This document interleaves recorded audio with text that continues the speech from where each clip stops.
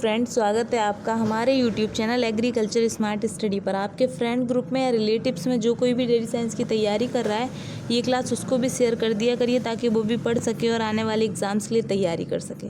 तो चलिए स्टार्ट करते हैं आज की क्लास।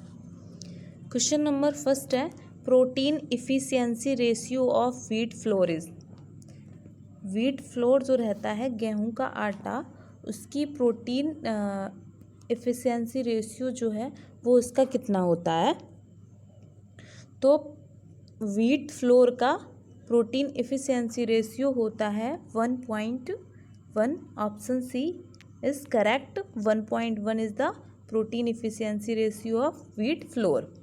प्रोटीन इफिशियंसी रेशियो होता क्या है, इसको शॉर्ट फॉर्म में PER भी बोलते हैं।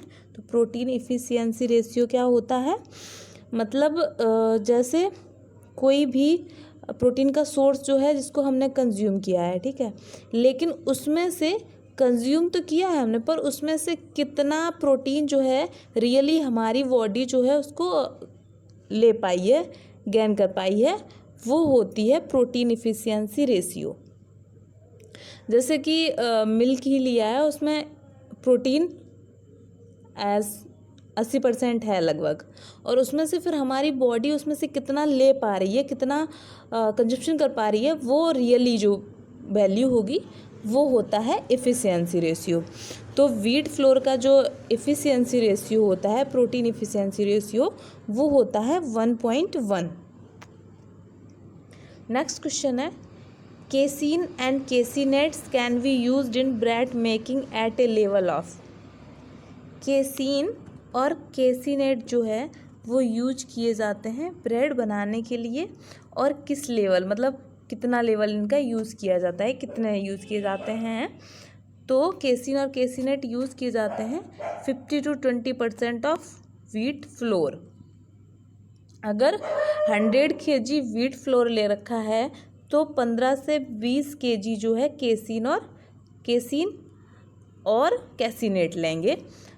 तो ब्रेड मेकिंग के लिए कितना यूज़ करते हैं केसीन और केसीनेट का, 15 to 20% of wheat flour. Next question है, titrable acidity of sweet cream butter milk is approx. Sweet cream butter milk जो होता है उसकी टाइट्रेबल एसिडिटी कितनी होती है। तो स्वीट क्रीम बटर मिल्क की टाइट्रेबल एसिडिटी होती है 0.12।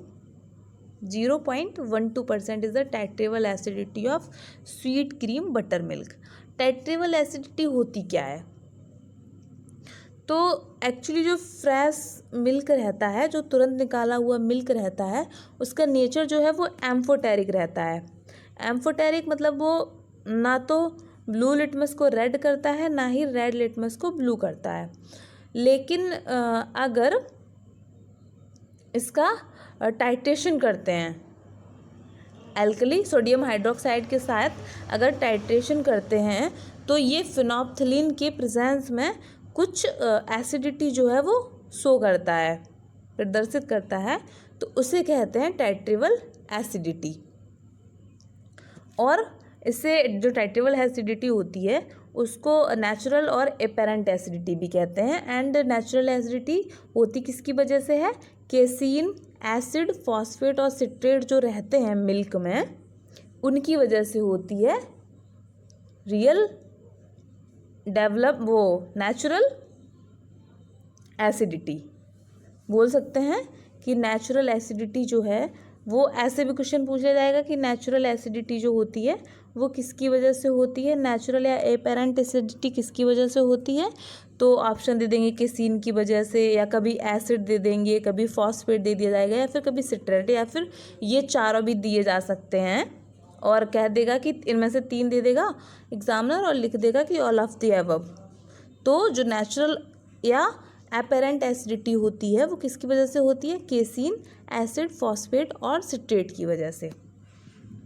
और डेवलप्ड और रियल एसिडिटी जो होती है वो होती है लैक्टिक एसिड की वजह से। जैसे ये जो टाइट्रेबल एसिडिटी है वो तो तुरंत जो फ्रेश मिल्क निकाला गया उसकी होती है टाइट्रेबल, नेचुरल और एपेरेंट।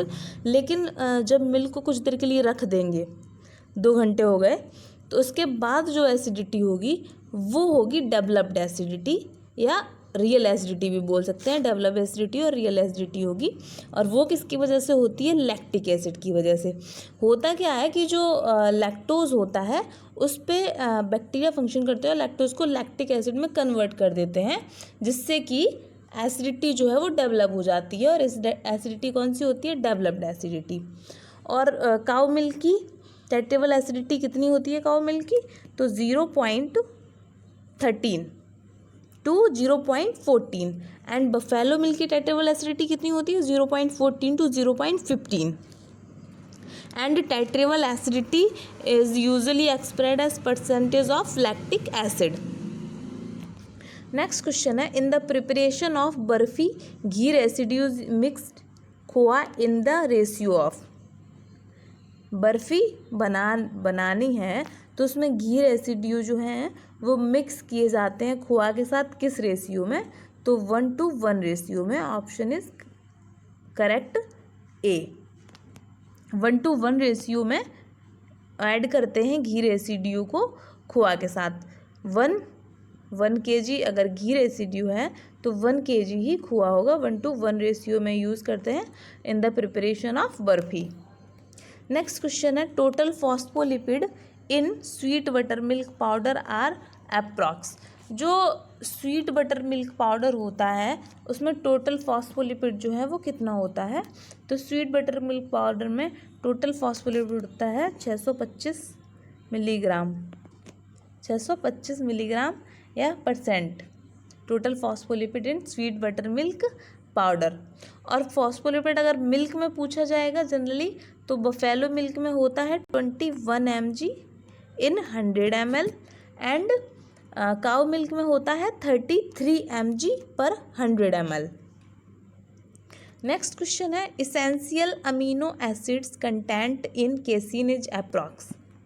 इसेंशियल अमीनो एसिड जो हैं वो केसीन में लगभग कितने होते हैं? कितना परसेंट होते हैं इसेंशियल अमीनो एसिड? तो इसेंशियल अमीनो एसिड केसीन में होते हैं लगभग 51%। ऑप्शन सही है सी, 51% इसेंशियल अमीनो एसिड कंटेंट होता है केसीन में। एंड इसेंशियल अमीनो एसिड्स होते क्या हैं? तो इसेंशियल अमीनो एसिड जो हैं वो हमारी बॉडी नहीं बना पाती है, can not be made by body, and that as a result they must come from food. And essential amino acid होते कौन कौन से हैं? तो tryptophan, valine, methionine, lysine, leucine और हिस्टिडीन, आइसोल्यूसिन, फिनाइलएनालिन, थ्यूरनिन और एलानिन होते हैं इसेंशियल अमीनो एसिड। ये 9 हैं। और क्या होते हैं कौन इसेंशियल अमीनो एसिड होते क्या हैं? Essential amino acid can not be made by the body, as a result they must come from food, and essential amino acid content in casein is approx 51%। Next question है, which of the following act as an antioxidant. इनमें से क्या है, कौन सा है जो कि एंटीऑक्सीडेंट की तरह एक्ट करता है, फंक्शन करता है? तो glutathione. Option C is correct, glutathione is worked as a antioxidant. And जो ग्लूटाथियोन है वो होता क्या है? तो ग्लूटाथियोन, इसको शॉर्ट फॉर्म GSH भी लिखा मिलेगा कभी कभी, GSH। ग्लूटाथियोन होता क्या है? तो ग्लूटाथियोन जो है ये एंटीऑक्सीडेंट है, ये तो क्वेश्चन में ही बता दिया, एक्ट एज एन